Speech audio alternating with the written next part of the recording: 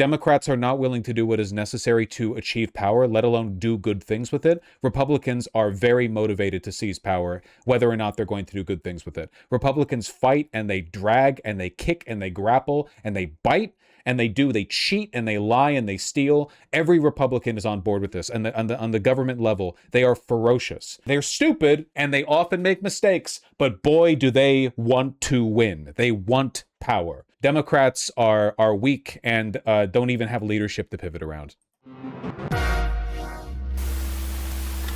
Oh shit, Vance? And so I do think that sometimes, advocates of Israel... Is this fucking Blaze TV?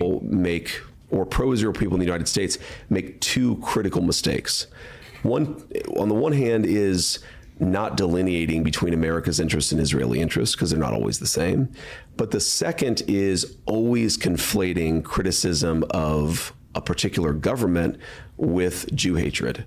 Because fuck, the Democrats are going to get outflanked. I fucking warned you, people. If everything is Jew hatred, then nothing is Jew. I'm going to lose it. Not even Mamdani can say it that directly. Jesus Christ. If Mamdani said that, it would be nonstop coverage. Hatred. I actually think Jew hatred is very bad, which is why I think we have to be very careful about not calling it's kind of like how progressives for 20 years called everything racist. And if everything's fuck, he's tied it back to make it a cohesive argument that a right-wing voter could find palatable. He's making arguments with a deliberate, with the intended effect of converting the right-wing constituency into an oh fuck, he's doing politics well. Racism, nothing is racism, and we have to be very careful not to, they got the game plan and everything, dog. We're gonna die in the camps. No! In order to serve a certain foreign policy objective, try to criticize somebody as anti-Semitic when they're just not. Yeah, I completely agree with all that. And I think that distinction is important. However, from my... Schumer's going to do like a little 60-second portrait Instagram video calling this clip anti-Semitic or something. Dude, it's actually so fucking bad. Oh my God. Vantage point, it seems to me like the bigger problem is I don't know exactly how I would describe it in a way that would be charitable, but almost like Israel derangement syndrome, going beyond, okay, yeah, we don't like Israeli policies. We don't think that we should put the priorities of any country first. Completely agree with that. That's fine. But the obsession that some people have, I would say on the right, with blaming all of their problems. Okay. She's taking the other perspective. She's like okay. I don't know who this woman is. Should I know who this woman is? On Israel, all of their disagreements with Trump on some secret Israeli influence.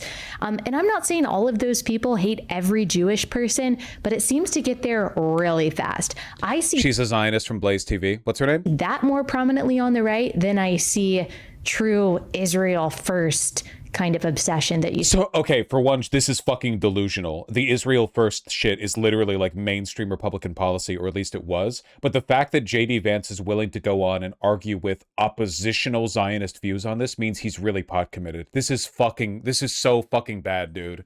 He's not just doing a tour with Kelly or Tucker Carlson or whatever. He's actually going to Zionists and saying like, hey, you've overplayed your hand. Seem to be describing. So I see both, and I think both are bad. And I'm probably particularly sensitive to the first thing because of the last 2 days I've been defending the president's decision to end the Iran deal. And I find often the arguments are, well, Israel doesn't think this is good, therefore it's bad. And my reaction is, Israel's opinions matter, but fundamentally they are separate. But you're right. I mean, there are certainly people who take every frustration with the Trump administration, every policy disagreement becomes because of Israel, and that is absolutely wrong. And again, I think the 2028 election will be cutting from this to Gavin Newsom kissing the wall. You're so fucking correct, man. Oh my God. That is one of those things that can bleed into some very dark places. Yeah. So I think that it's upon us as leaders, as public commentators, to just try to be very rational about this, to try to distinguish what is legitimate disagreement from ethnic hatred.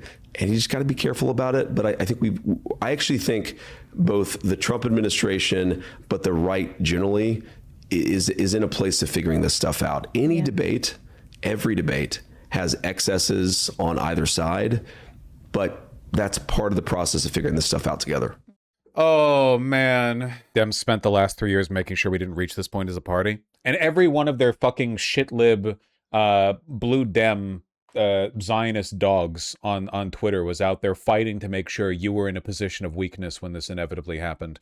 To make sure that when everything we said came true, that Israel would drive the world to a point where we had to abandon them because they are so crazy they would rather end the world than give up Greater Israel, that the Democrats would, man, I really don't think people understand. If Biden after October 7th had said, all right, Jack, enough is enough, like that was really bad, but we're not gonna fucking let you raise Gaza to the ground, the Democrats nationally would be like a plus 40 party right now. And I'm not joking, because it's not just about Israel and Gaza, it's about every downstream position. The weakness and capitulation to capital and Zionism represents a wide range of politically weak ambitions. Basically, every point that correlates to it, every political position associated with Zionism is one that pulls badly. But now, despite Trump being deep underwater, Democrats are up like, what, +7 nationally or something, maybe +8?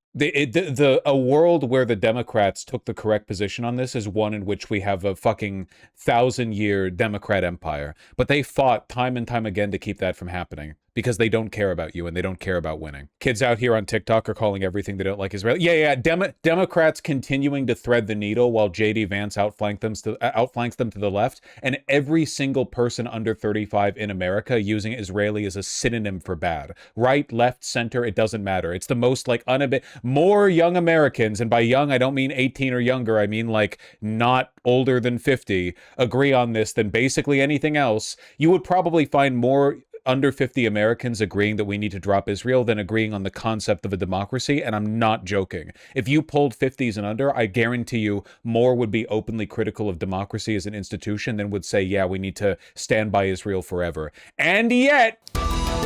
Fury from Israeli ministers over the agreement U.S. President Donald Trump has signed with Iran, and a sharp rebuke in response from his Vice President J.D. Vance. So what are the implications of the Memorandum of Understanding? But with a general election set for later on this year, the agreement is putting intense pressure on him. Haaretz newspaper, also in West Jerusalem, Mitchell Barak, founder of Kivon Research, Strategy and Communications, and a former aide to Israeli Prime Minister Benjamin Netanyahu. And also in Tel Aviv, we're joined by Merev Sunshine, a senior Israel analyst at the International Crisis Group, founder of Kivon Research. What? Oh, fuck, I just opened a second video, sorry. Joining us here on Inside Story. Mitchell, Israel was, of course, not a part of these negotiations. It hasn't signed the paper either, but it certainly affects Israel on many fronts. You've personally worked closely with Benjamin Netanyahu. How do you think he reacted when he saw the full text of that Memorandum of Understanding? Is the strait closed again? Yes. What was the point of that deal? To open the strait. The reason the strait is closed again is because Israel's refusing to abide by the ceasefire and withdraw from Lebanon. Between the U.S. and Iran. Well, I haven't worked for him in 30 years. I worked for him when he was a deputy prime minister, but I probably imagine he slammed his fist on the table when he saw it or when he heard about it. I mean, the problem is that, he thought he was going in this war with a very strong ally together with clear goals. And it very much looks like we're signatories to an agreement that the U.S. has made with the Islamic Republic, with Iran, without our consent. And it's a binding agreement which says what the allies of the United States in this war will do. And I think there's also a number of Gulf countries that were also kind of are being forced here, and their interests are not being taken into account, as well as the Lebanese people. So, it's difficult to get like on the ground reactions from Israelis. I imagine right now there are probably amateur journalists running around Tel Aviv asking random people on the street, how do you feel about this deal? And they respond by like screaming in Hebrew tongues or whatever. If you look at the Times of Israel, it's pretty obvious how they feel though. Israel and Hezbollah renew ceasefire after flare-up, but IDF to stay in southern Lebanon. Oh, okay. I guess that's that then. I mean, if you're violating the MOU, you're violating the MOU. Netanyahu said to enlist Dermer in bid to assuage ministers, pushing to ramp up fight against Hezbollah. Opening round of U.S.-Iran talks canceled as Tehran said to demand halt to Lebanon fighting. America has also demanded a halt to Lebanon fighting, actually. Trump rehashes old grudge with Netanyahu as space for GOP criticism of Israel expands. How prescient, or how observant of Israel to notice that space for GOP criticism of Israel's expanded. Trump's deal is a catastrophic capitulation to Iran's aggressors, leaves Israel vulnerable and constrained. None of what Vance is saying matters, though, if they can't actually reign in Israel. I mean, rhetoric matters, even if the outcome doesn't change. It makes Republicans look a lot better that they're the only ones, apparently, willing to point out the obvious here with Israel and support the memorandum. I still don't know if the Democratic Party supports the memorandum. I haven't seen support for it. But at the same time, like, yeah, whether or not the Trump administration is actually able to do anything here is, you know, up in the air. Is this an Israeli misstep? Should they have just propped up Biden? They should have stuck with Biden, genuinely. Or Kamala. Yeah. Biden and likewise Kamala would have reined in the worst instincts of the Israeli Nazis. They would have, Biden and Kamala would not have co-signed the greatest excesses of Israeli brutality and therefore would have kept them in a position where they could have been supported by America for longer.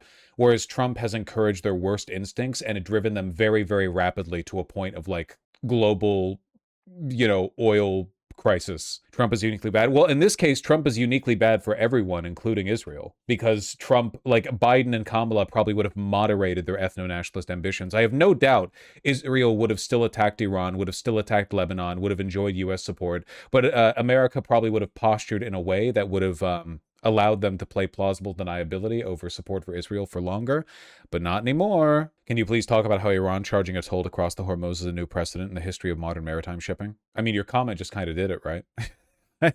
Seems to me like you've got it. Meanwhile, Chuck Schumer. Yeah, Chuck Schumer just opposes the memorandum, but he's not being explicit about the fact that he doesn't support it because he wants to continue the war, because he wants greater Israel. Jesus Christ, man. Vance has just been doing so much. He's been doing such a fucking media tour. We could have a longer argument about the economics, Sure. but I just want to let's stipulate that the Trump administration has in some way a kind of vision of rebuilding the working class that's connected to Christianity. Was that hard to say? Was that hard to say, Ross? I'm stipulating for the sake of argument and the fact that you have not given us 3 hours to have this discussion. We're stipulating it.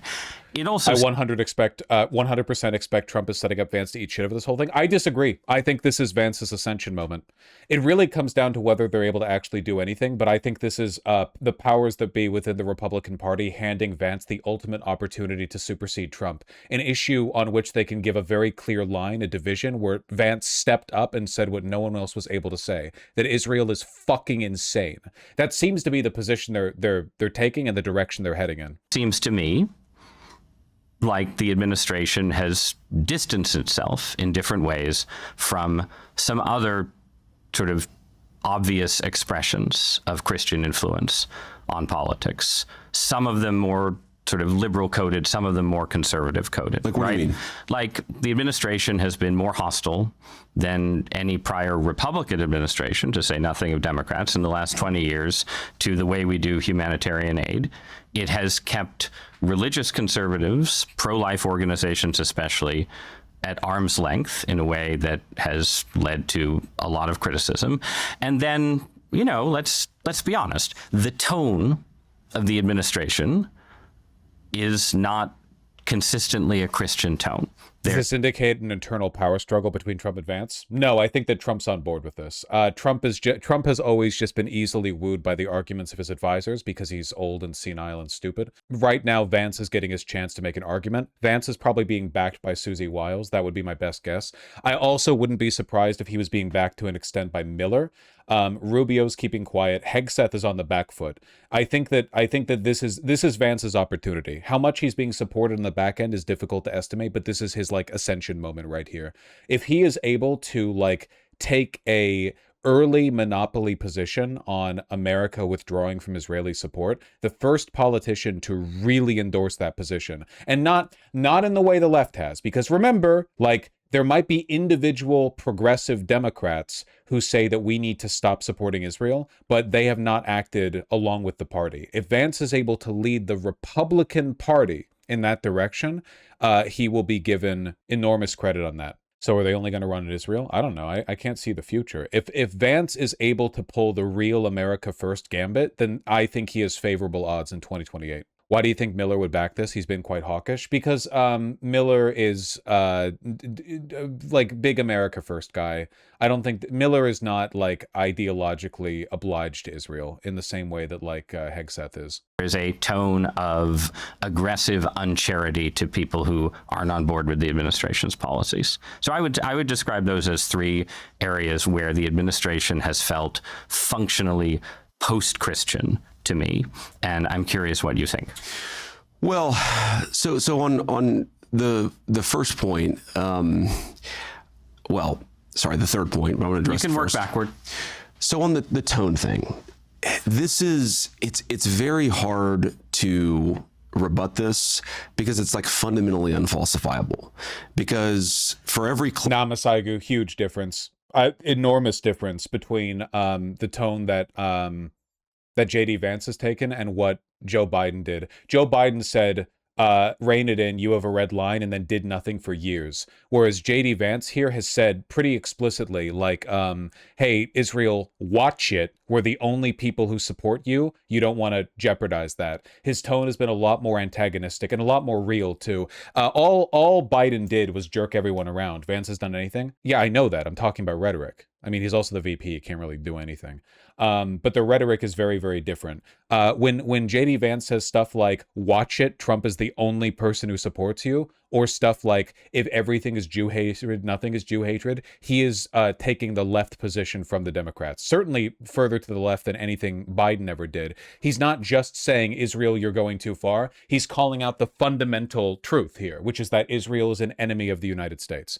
The tone that he's taking is different. And he's also the only one in power right now doing it. And if he leads the Republican Party in this direction, it will be an outflanking. He will have succeeded in this attempt. But it's possible that the AIPAC Republicans like just take him down and we just like waltz right into the global fucking apocalypse, you know? Clip that you could show me of me or the president or some cabinet secretary saying something that in your view is unchristian.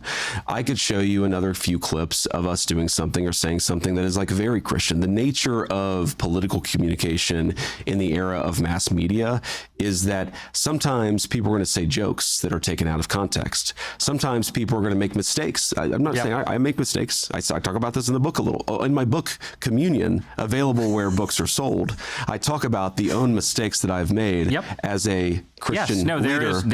This may be a bit conspiratorial, but I'm finding it kind of crazy how many attacks I'm seeing advanced suddenly by Aaron Rupar types. Aaron Rupar is a Zionist. I have no doubt that he opposes the MOU.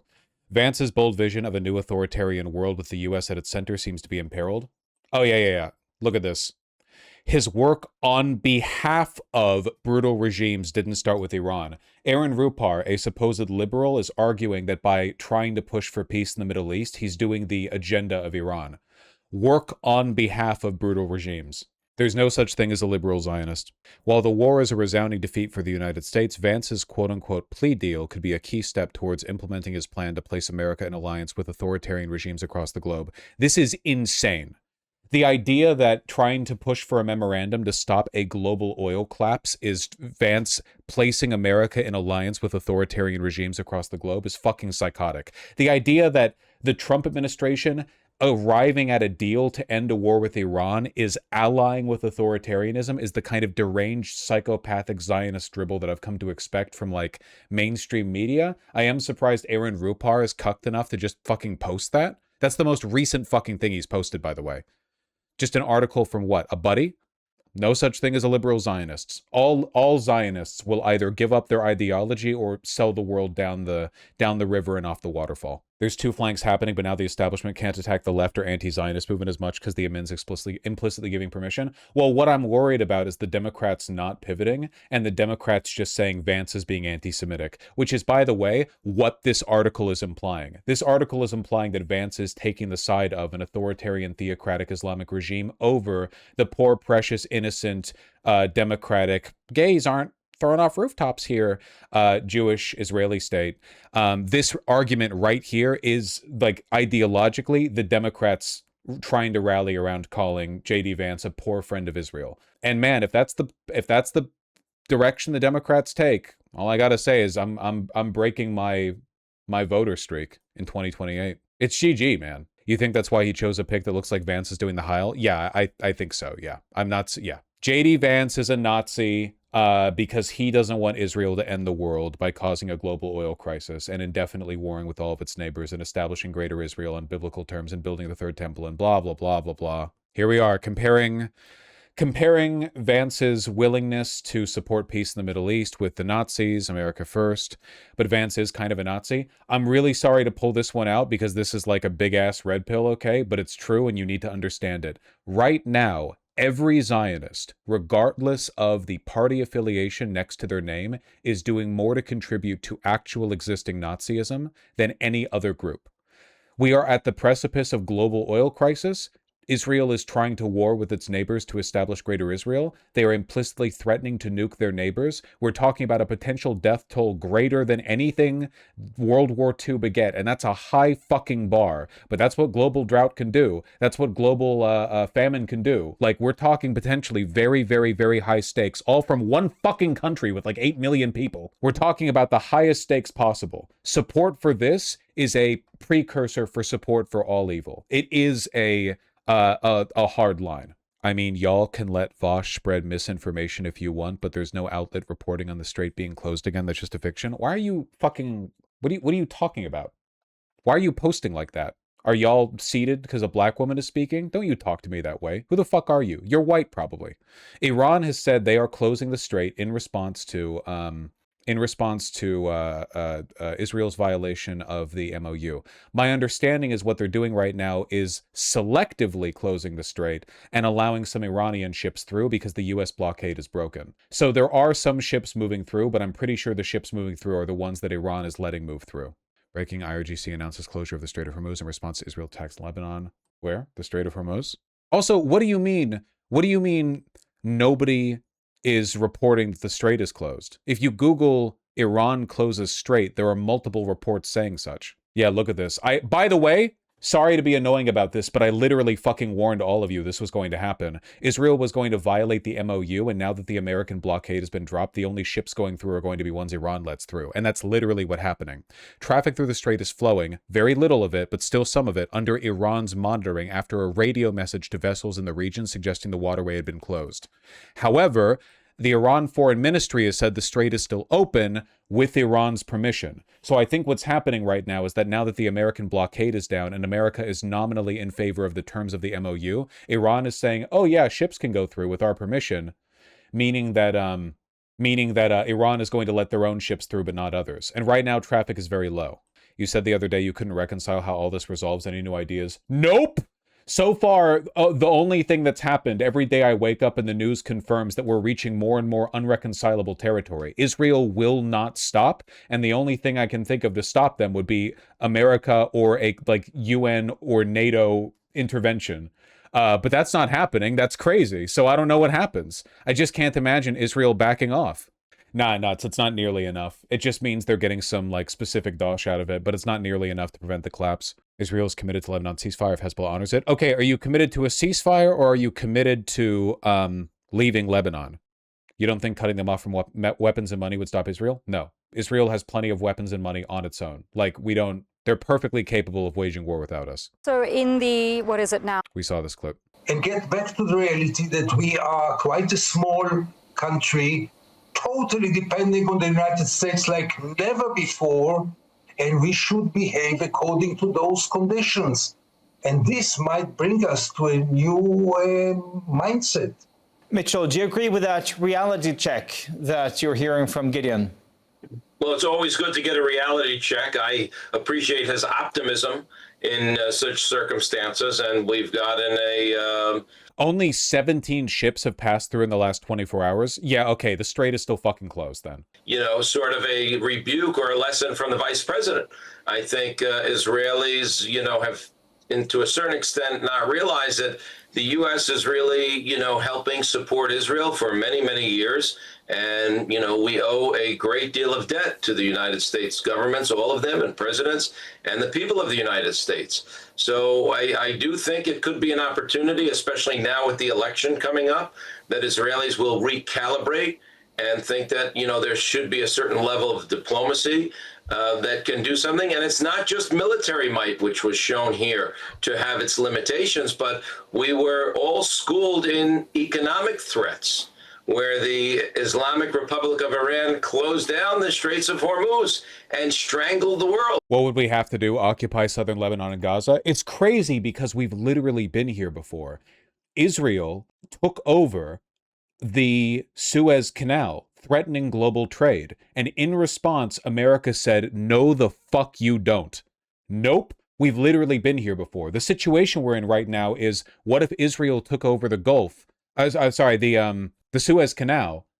But then America said no, and Israel said, think we're going to stay, actually. What do? I can tell you what we would have done back in the 1960s. The question is, are we brave enough to do it now? And strangled oil prices and food, and food production and shipping everywhere. And they were able to economically, a country like that, threaten the world. And that has lessons and ramifications for many, many other countries, and the way we have to consider, We also got support from the Soviets when that happened. Yeah, but we didn't need it. But also, if we wanted to get it, we could. The whole world hates Israel, Zionists might occupy the highest levels of American government, like German, but by and large, the world is pretty united. A combined, Egyptian, Turkey, American, you could get the fucking Avengers behind this, man. If you wanted to, you could get, a goddamn UN peacekeeping force in Israel to stop them from invading Lebanon. But again, will we actually do that? All of our options going into battles in the future. So that is certainly relevant, and diplomacy and these kinds of things should be more on the table. I think one of the problems, though, is the agreement did put everything into the United Nations Security Council. That's not a place that we particularly care for and has been even fair to us over the years, meaning the eventual agreement, according to what it says, is going to, a UN Security Council resolution. And that's really strange that President Trump... I'm really curious about these fucking media tours that Vance has been on. Another disagreement that we have on the right that's especially erupted after Charlie was assassinated is about Israel's role in American politics. She's an evangelical. I looked her up in Wikipedia since we last saw her. Her pro-Israel bent is that she wants to end the world. And the argument over whether or not they have an outsized influence here in the U.S. And so what is your take on that? Do you believe that Israel has an outsized influence in the U.S.? Well, I certainly think that Israel, like a lot of other countries, tries to influence American politics. I sort of take that as a given. And what I think is that American leaders have to be very careful that when we pursue something, we're doing it for America's best interest and not... Fuck me, man. He knew exactly how he was going to frame this. He's actually walking the line really, really well here. For any other He's setting it up. And as Israel grows increasingly belligerent and irrational, JD Vance will have more and more leeway to speak directly against them. He's fronting it like this is a problem he's just encountering, which is a lie, of course, but he's going to front it like as they get more belligerent, he has the ability to push back against them harder and harder. And eventually all of the based anti-Zionist sentiment out of the US government is going to be from Republicans. Oh, fuck. She's best interest. And if you go back, let's say, to World War II, there were these extraordinarily strong disagreements between General Eisenhower and General Montgomery about military strategy. Those disagreements are a natural part of having a partner. And I do think that sometimes, the opinion that I disagree with is, on the one hand, people will say that America's interests are always aligned with Israel's interests. It's just not true. And I see this every day in the conversations that we have and the back and forth. And obviously, the president has been very clear. He's got some disagreements with anti-Semitism or is anti-Semitic. I really agree with that. That's fine. But the obsession that some people have, I would say on the right, with blaming all of their problems on Israel. Next sponsor is Adele Natural Cosmetics. This is off. Jesus Christ. The family-owned Christian. This misconception by far is this idea that the deal has all these benefits to Iran, and the underlying Israel will eventually have to pick a fight with a target they have no hope of beating, like Turkey or Egypt. Yeah, but by the time they make that ploy, I feel like the oil market will have already imploded. We're out of time, man. Where's that clip of Trump saying we had 4 weeks? Remember, if Trump is saying that, that means somebody said that to him. If somebody said to Trump, we have 4 weeks, That's a fucking problem. We don't have enough time for Israel to like self-destruct, you know? We don't have time. It doesn't really affect us. We have so many. I'd get bad press. Continue to bomb them for another 4. Just bomb the hell out of them. I'd get bad press on that. No, there's nothing I can do. But what this does is it allows the ships to go. If we keep bombing, those ships won't be going. And you're talking about $500, $600, $700 million a day. It's a lot of money. A lot of money. That's why the world is okay. It's liquid. It's fine. Also, we run out of reserves in about 4 weeks. You know, there are reserves all over the world, and we would really run out. And there'll be a time when you wouldn't be able to get it. And you want to see bedlam? So for all those so-called geniuses that want to show me how smart they are. Like, if Trump is saying that, it means Trump is being told that. And if Trump is being told that, listen, the crisis is bad enough that there are forces within the Republican Party trying to push Trump and Vance against Israel. That's how close we are. That's how bad it is. The Republican Party, which is electorally hyper-dependent on Zionists and evangelicals, is pivoting away from Israel. That's how desperate things are. There is a horror lurking on, like, beyond the horizon, greater than the threat to the Republican Party, represented by evangelicals dropping their support for Trump. And that is what will happen when the oil runs out. What is this for? EIA.gov, commercial crude oil. Jesus, man. Commercial crude oil excluding leased stock. This is, I'm guessing, in millions of barrels? In billion? No, in millions of barrels. Look at this. From the 8th of May to the 12th of June, down 7 billion. Is that? No, it can't be 7 billion. I don't know what the metrics are, but look at this. By whatever unit they're using, 27,422 down to 20,000 in about a month's time. In a month's time, down by, is it in 1,000 barrels? Or is it's somewhere on here, but we're looking at this based in percentages. Down like 30% in just over a month. It says weekly stocks 1,000 barrels up. Oh, here we go. Thank you. Weekly stocks 1,000 barrels. This is insanely fucking bad. We are plummeting. And this is the commercial stock, not the national reserves. Keep in mind that we only disperse our national reserves at a rate of about 1.4 million barrels per day, which is just a small fraction of the deficit caused by the closure of the strait. Are we looking at Cushing, Oklahoma? Oh, you're right. That's why it's in thousands and not millions. Okay, we're looking at Cushing, Oklahoma. Remember? We saw a video on this. This was the oil crossroads in like that through which like all the Texas oil moves through. This is like one of the big, like it's never gone dry. If they start like dredging the tanks at the bottom, it's going to be sludge that they can't even use. This is domestic. This isn't even international. This is in fucking Oklahoma. There we go. This represents a national amount much more. Total crude oil and petroleum products. Does anyone have, globally, we're down 1.3 billion barrels from the start of the war. Does anyone have that chart with the operational limit, the operational minimum? It's difficult to get a full feel for what this represents too, because a lot of the stock is like effectively inaccessible because it's that frictional minimum. Nobody has that chart? I think Americans are going to genuinely start to panic over the next few weeks, and God knows how to threaten the Israelis. I mean, if Israel isn't back out of Lebanon and the strait remains closed, that's that. I mean, like, again, like we're hurtling. I appreciate Richard Hanna. You're a respectable and reputable man. I appreciate you lending your authority to my apocalyptic doomsaying here, because a lot of people I feel still think that I'm doing like a live streamer bit. You know what I mean? Like the lefty Middle East equivalent of when Jimmy Dore said that the Fauci ouchie is going to convert everyone into zombies. And I would appreciate it if people understood that it's actually like something experts are very concerned about as well. I've been doomsaying to people I know too, Lamau, telling them the best time to fill up the cars now. Yep. Just yep. Yep. Mm-hmm. Yes, sir. Okay, operational floor down here. But that's it. And that's still so soon, man. The beginning of 2027. This record low. Sector authorized floor.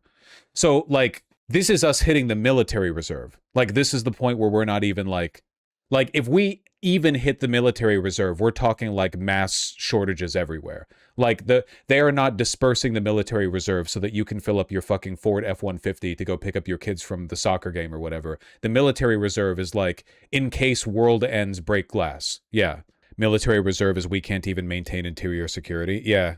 Previous record low past June 7th. So operational limits 70 million barrels of crude oil. No. If we hit 70 million barrels remaining in the reserve, the world is already over. You are already stapling like human skin and animal hide into a makeshift like plate of armor so that when you go to raid your local strip mall, you can take like one more shot from the guy who got there first and has an AR-15 pointed out through the window. Refiners running near 5-year seasonal highs and product inventory still can't build even at that throughput. 8 straight weeks of crude draws so hard. It's so hard to see that slowing down anytime soon. Yeah, but it's taken into account possible rationing of gas. Yeah, keep in mind that a lot of the more optimistic charts you're going to see will assume an enormous drop in demand because of raised prices or rationing. Just going to leave this here. Here's to hoping he was lying at the G7 1 month and counting.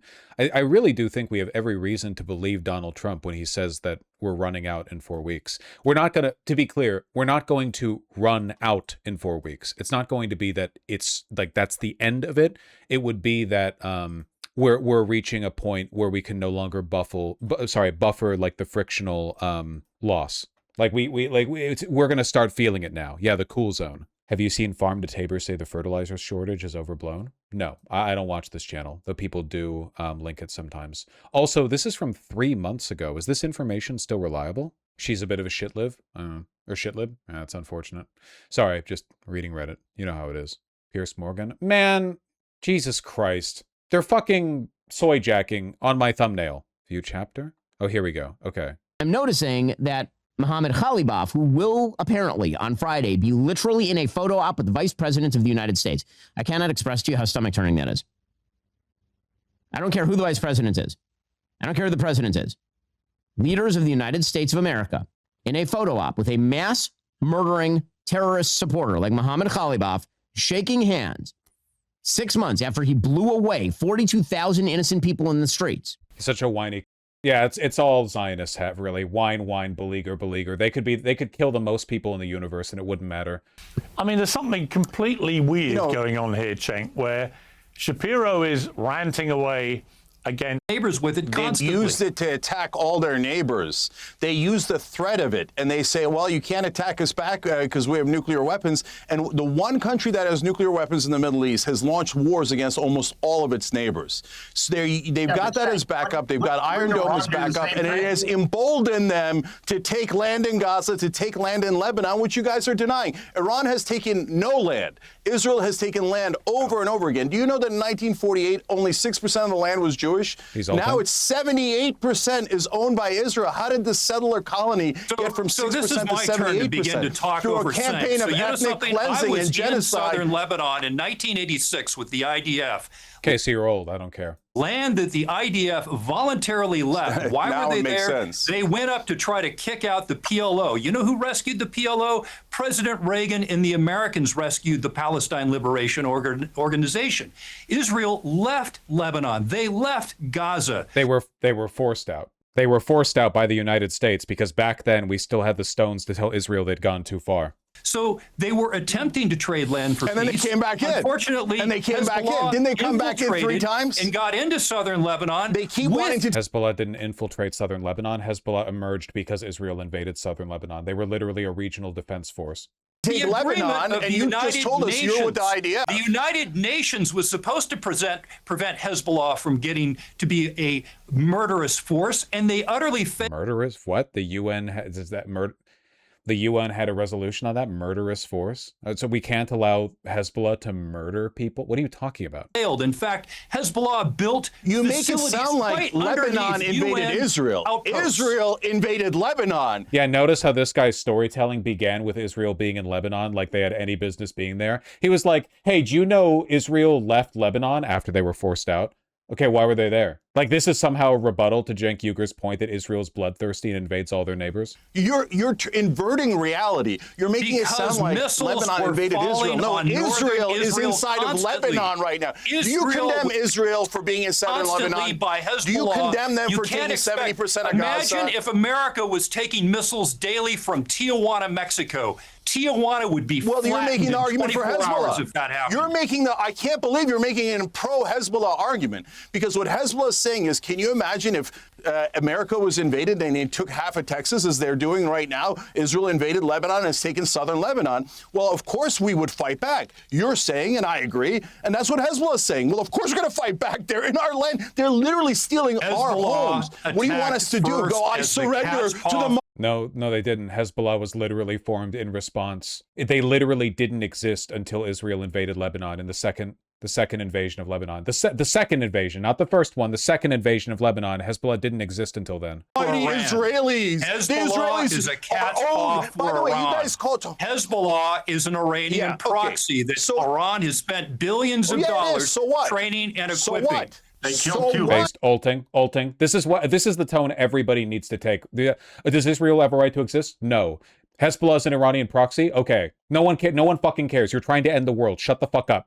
You make it sound like our priorities are Israel's priorities. Hezbollah and the Iranians is defending Lebanon against Israel. So what? Hundreds of U.S. We're not Marine responsible for Israel. Israel is not our daddy. Israel might be your daddy, but Israel's not our daddy.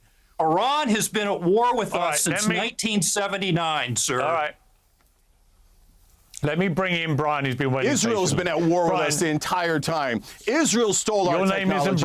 Israel stole $300 billion from us. Israel made us fight 7 wars for $8 trillion. Israel's actually our enemy. Brian. And you guys keep aiding and abetting our enemies. Cenk, you keep aiding and abetting my failure to include other panelists, so we've all got a cross to bear. Let me bring in Brian. Brian, Donald Trump said this: just remember, the Iranians never won a war, but never lost a negotiation. Are those words coming back to haunt him, do you think? I would say so. I mean, if you just look at the details of this... I want to know what Brian has to say about the memorandum broadly, because my understanding is that Brian is kind of a demcuck, kind of a libshit.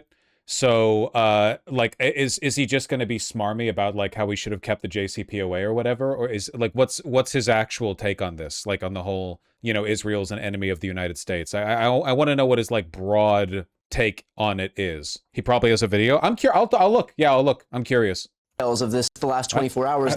Sometimes it's only happened with Firefox. I open up YouTube and I start typing in the search bar, and then rather than allowing me to type, it just opens the last video I had open, which in this case is the Piers Morgan video. Okay, I just want to see, because, like, I know he's going to be anti-MOU in the sense that he points out that America has lost and Trump has conceded and the JCPOA was better and so on. But what I want to know is, like, how is he talking about Israel's response to this? So no videos in the past 15 hours. Anything about Israel breaking the ceasefire or Israel saying they're not going to leave Lebanon? Republicans abandon Trump. Shocking ballroom news. Reflecting pool disaster. Federal judge. Shock confession on Iran war. You people complain about my titles and thumbnails, man. Jesus Christ. Reflecting pool, reflecting pool, reflecting pool. UFC. Is this it? Abandon Trump and shock update. This is 57 minutes long. Is he mentioned it? We're running up against a global oil crash, and Israel, our ostensible ally, is openly saying they're going to ignore the deal. Is there anything on that? Are we just going to ignore it? We're just going to pretend that it's not real? I guess that was his strategy with Israel and Gaza in the first place. Are we seriously just fucking ignoring it? Are we ignoring the entire... He doesn't have a video on the fucking Memorandum of Understanding. Does he not? Is it one of these, like, stupid fucking vague titles that doesn't mention it? That's insane!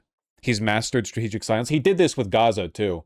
Just mountains and mountains of evidence piling up that Biden was lying through his teeth day in, day out to the American people to defend Israel, and he just kept quiet about it. Because the only way to be like they're just blue MAGA. Like, they just take the opposite side of it. Like, we are just infinitely deferential to the interests and agenda of the Democratic administration, or non-administration, because they fucking lost. You know, we're just going to, like, oh, update, Trump finally loses court case. Yeah, like, that fucking matters, man. Maybe shocking confession on Iran war? Sure. So the Atomic Energy just reported that it was one of the most devastating bombings that they've ever seen. The whole mountain collapsed on top of it. National security advisor and someone who helped to negotiate the former Iran nuclear deal. Yeah, it's just JCPOA posting. Yeah, that's what I thought. Hey, did you know this deal is worse than the JCPOA? Yes, we all know. How do you feel about Israel prolonging the conflict? Oh, insane. Everyone wants more blood. Again, like, I don't know. It just feels to me like the Democrats don't really have a strategy for this. They're just going to fucking sleepwalk right into it. Vance is just going to get like a monopoly on pointing out the fact that Israel is an antagonistic force to the United States. Here's Pacman, the other like gigantic libshit channel. Fox News segment goes horribly wrong for JD Vance. What is it, man? What is it? What horribly wrong for JD Vance? Is he going to take the fucking neocon Zionist Republican side over Vance here? What is it? An unfortunate stop for Vice President JD Vance on his book promotion tour was Fox News' The Five. Thing she might want to do here. It's very, very right off the efforts to have a nuclear weapon, and enrichment will be held at about 3%. Well, they can't enrich now because they can't get the dust, Jessica. Also, in Barack Obama. This is just about whether or not the MOU is a strategic failure for the United States, which again, I don't care. It is. It obviously is. How do you feel about Israel cucking the United States by blocking the MOU, prolonging the closure of the Strait of Hormuz, prolonging our movement towards the oil crash, the look on his face when he realized Trump fucked him? For years, one of the most fascinating stories to me. To this, where you send the vice president, if it works out, great, you look like a genius for sending him. And if it doesn't work out, it's the vice president. I like that idea, sure. What? This way, if it works out, I'm going to take the credit. If it doesn't work out, I'm blaming JD. You better be careful, JD. He's going to turn his plane around and get the hell out of here. Yeah, I like that idea. So you see the look on Marco Rubio's face. He's so fucking funny. Trump, not Pac-Man. Trump strokes out in Truth Social. Oh no, did Trump poop his pants? Fucking liberal me. Dude, if you were a liberal and you only consumed liberal media, I genuinely think you've spent the last 12 years thinking that Trump is one day away from going to jail, man. One day away. If this is all you consume every day you wake up and you're like, Trump's done. This is why people fucking lose their shit and give up on politics, because they're being fed such an insanely, like, no broader political framework, no understanding of the world, no like engagement with the systems or the failures of those systems. Just every day like a steady Chinese water torture drip feed of "did you know Trump's bad?" dropped onto your forehead until you fucking lose your mind. Deepak said many months ago he was intentionally not talking about Israel-Palestine anymore. Yeah, okay, I mean, I wonder why. I wonder why. Gotta hastily pivot off of that after it becomes clear that it's fucking radioactive poison to the Democrats. Oh, sorry, we failed in our effort to convince Americans that we all need to die for Israel. Now let's ignore the topic while an increasing percentage of Democrats think we need to walk away for our support. So just nothing here on Israel threatening the memorandum. Anything here and nothing here. Yeah. Okay, gotcha. Really, like, incredible how willfully, if you hate vague titles, it's not the vague titles necessarily that are getting me. I understand that you have to play to the algorithm. The problem that I'm having is that they are very deliberately ignoring reconciling with the fact that Israel is a threat to global peace and security, because they're both like hopelessly cucked to the liberal Democrat Zionist narrative that Netanyahu's government overreaches, but fundamentally, like, that's all. The only thing Democrats need to do is to go up on stage and say, I think Netanyahu's gone too far, and then not do or say anything more. Jesus, fuck. What about Midas Touch? Again, remember, here is the news story, okay? A historic memorandum has been signed. It is a strategic and military defeat for the United States, and it's worse than the JCPOA. Okay, sure, right. We all get that. We all agree on that, okay? However, right now, Israel is flagrantly violating the terms of the memorandum and is continuing to threaten not just regional peace, but global peace, because we are, by Trump's own admission, very, very fucking close to hitting like real operational, logistical problems with the oil supply. We are running up against like a genuine global threat. It's already been happening all around the world. Like, we've already felt the consequences, but it's going to get worse. Like, huge shift, JD Vance pulling away from it, like a lot of stuff happening. There is big news. This is bigger news than fucking Trump shit self. Trump destroyed by veterans for humiliating event. Trump goes, oh wait, hold on. Trump goes silent, ceasefire collapses. That might actually be that might actually be the one. Hold on. We'll take a look at that in a second. But like my point being that like there is very big news happening right now. GOP revolt against Trump. Anything about Israel? Okay, what about this? Ceasefire collapses. Let's see. This might be it. Donald Trump has gone silent as the ceasefire between the United States and Iran is seemingly collapsing. Why is it collapsing? Who's collapsing it? There's one country doing one specific thing that's in violation of the MOU. It wasn't Iran that violated it, and it wasn't America that violated it. Overnight, Israel launched massive strikes against Lebanon, killing dozens of people, families trapped under rubble, women and children killed by. All right. Okay. Thank you. I'm happy. Thank you. Thank you, Midas Touch. Thank you. Thank you. No. Okay. Thank you. Thank you. Thank you. Let's see where we go from here. Israel, and this follows Benjamin Netanyahu earlier in the day saying he would not abide by anything in the memorandum of understanding and saying that he would continue to keep Israeli troops in what he's referring to as a security zone inside Lebanon. That's what they're referring to, invading Lebanon, and they would continue their incursions into Lebanon and would ignore the United States. Now, folks, the United States. Perfect. Thank you. No notes. Yeah. Okay. I'm glad that I saw this. I as much as I like getting more and more evidence to my prior that liberals are sleepwalking us into global annihilation, I do actually like it when good things happen. This is good. CENTCOM earlier in the day posted a message that they were opening up the blockade. The Strait of Hormuz would be open. We got reciprocal messages from Iran, where Iran leadership said for the next 60 days, pursuant to the Memorandum of Understanding, they would allow ships to start to leave the Strait of Hormuz without having to pay any tolls. It seemed that there was going to be a meeting that was supposed to take place in Switzerland this evening. J.D. Vance was heading to the airport at the Joint Andrews base. Okay, well, his delivery is a little bit boring, so I guess I can't watch the whole video. But okay, there we go. Good. He's the newsman, nothing too flashy. No, listen, I have no criticisms here. Again, the Democrats need to rally around this message, and we need to be fucking loud about it, because if we aren't, J.D. Vance is going to have a monopoly on this position.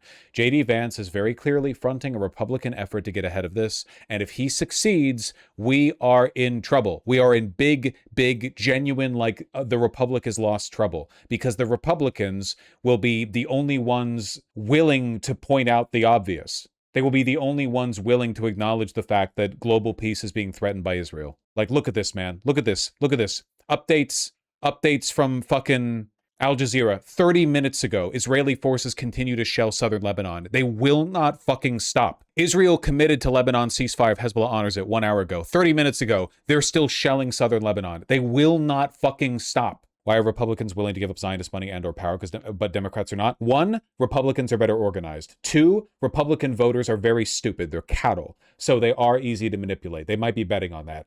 3, they know that they're going to get flack for the global oil crash if they don't, and the threat of the global oil crash is greater than the threat of losing support of Zionists. Like, the harm that would be done long-term to the Republican Party and capital interests might be greater for the global oil collapse than it would be for merely having to deal with a loss of support from evangelicals. And finally, at the end of the day, Republicans are strong, Democrats are weak.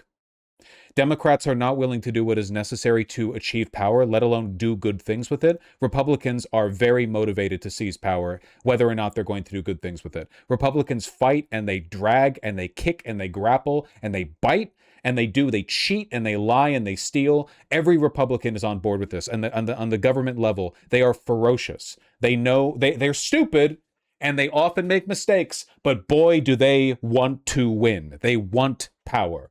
Democrats are weak and don't even have leadership to pivot around. If the midterms elect a lot of anti-Israel Dems, do you think we'd be stronger on this? We don't have time. We don't have time to the midterms. We're out of time. We're out of time right now. We're talking about a timeline of days, maybe hours, where every passing J.D. Vance interview where he cements himself as the only one willing to speak the truth about Israel, like, it gets worse and worse and worse. We don't have till the midterms. And even then, Schumer still leads Senate Democrats. Time is up. Look at the amount of strikes. It's insane. Well, this is all from 7 or 8 hours ago. This was the gigantic barrage of strikes that Israel did overnight after the MOU was signed, not the ones in the past hour. But yeah. Israel, maliciously and belligerently killed a bunch of people last night because they're angry about the MOU. God, they're disgusting. Yep, they're fucking Nazis, dog. Nazis did the same thing. You know that when Nazis were forced to retreat from the positions they held in Eastern Europe, they just raped and killed their way back? When the Soviets were pushing them back, they were like, oh, you, if we can't hold this, We're doing everything we can on the way out. Classic Nazi shit. Some photos of 100 bombings. Yeah. And this was after the MOU was signed. And they did it just because they're mad about the MOU. They just want to kill Arabs. They literally don't give a fuck about anything else. They just want to kill Arabs. We're out of time, man. Vance is the worst. He's going to flip-flop on it when it's convenient. I think that whether or not he's being sincere is immaterial. What matters is the rhetoric. But he's committing to this. Vance's rhetoric, he's gone on a media tour committing to this position. And Vance has always been, at the very least, Israel skeptical. He's committing to this. Whether or not he's being sincere is immaterial. He's committing to it. What are the Dems saying about this? Apparently nothing. We don't know. There's no unified response from the Democratic Party about Israel's violation of the MOU. We go to Schumer's Twitter. Nothing. It's nothing. I've already looked at it. We don't need to go through it because I've looked at it. There's nothing here. There's nothing here about it. Yeah, it's just smugness about the peace deal not being good. It's smugness that we lost. That's it. Here's Schumer.